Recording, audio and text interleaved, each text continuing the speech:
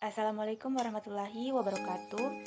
Perkenalkan, saya Firka Aulia Ashahra dengan NIM P003410200066 dari tingkat 2B jurusan Teknologi Laboratorium Medis. Di sini saya akan menjelaskan mengenai metabolisme protein. Protein merupakan makromolekul yang terbentuk dari asam amino yang tersusun dari atom nitrogen, karbon, dan oksigen. Beberapa jenis asam amino yang mengandung sulfur yaitu metionin, cysteine, dan cysteine yang dihubungkan oleh ikatan peptida. Dalam makhluk hidup, protein berperan sebagai pembentuk struktural sel dan beberapa jenis protein memiliki peran fisiologis. Nah, bagaimana proses metabolisme protein?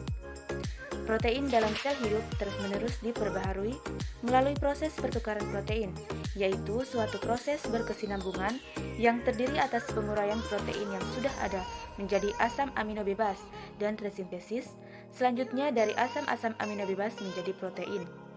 Asam-asam amino yang berlebih tidak akan disimpan, tetapi diuraikan dengan cepat.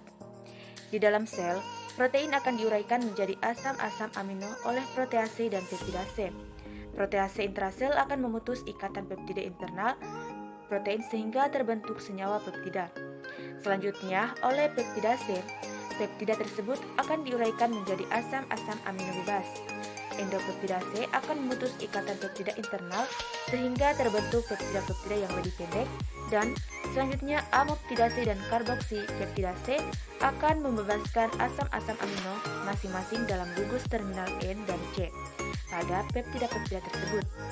Penguraian peptida seperti yang di atas itu untuk protein ekstrasel dan intrasel, yang mana penguraiannya tidak memerlukan ATP. Untuk protein yang berusia pendek dan yang abnormal penguraiannya terjadi pada sitosol dan memerlukan ATP atau ubiquitin. Asam amino yang terbentuk dari katabolisme protein ini akan dimetabolisme menjadi amonia dan kerangka karbon. Selanjutnya, kerangka karbon akan ikut dalam siklus asam sitrat atau TCA dalam gluconeogenesis. Sedangkan amonia akan mengalami sintesis membentuk urea atau membentuk asam amino baru. Selanjutnya, katabolisme nitrogen asam amino. Pada umumnya, asam amino dimetabolisme di hepar. Amonia yang dihasilkan didaur ulang dan digunakan untuk bermacam-macam proses biosintesis. Kelebihannya akan dibuang sebagai urea. Kelebihan amonia yang dihasilkan oleh jaringan ekstrahepatik akan diangkut ke hepar dalam bentuk gugus amino untuk diubah menjadi senyawa yang bisa diekspresi. Dalam katabolisme ini, asam amino glutamat dan glutamin berperan penting. Gugus amino dari asam amino akan dialihkan ke alfa-ketoglutamat membentuk glutamat dan terjadi di sitosol. Selanjutnya, glutamat akan diangkut ke mitokondria dan gugus amino dilepaskan berupa NH4. Kelebihan amonia jaringan lain akan diubah menjadi glutamin, lalu diangkut ke mitokondria hepar. Nah, kelebihan gugus amino di jaringan otot dialihkan ke piruvat. Karenanya, piruvat berubah menjadi alanin yang selanjutnya akan dibawa ke mitokondria hepatosit untuk dilepas gugus NH4-nya. Biosintesis urea dibagi menjadi 4 tahap, yaitu transminasi, deaminasi oksidatif, pengangkutan amonia, dan reaksi siklus urea. Asam-asam amino yang demikian ini disebut sebagai asam amino glukogenik. Nah, yang pertama transaminasi. Ialah pemindahan gugus asam alfa amino pada glutamat. Proses ini merupakan reaksi pertama dari proses katabolisme. Reaksi ini diawali oleh enzim transaminase.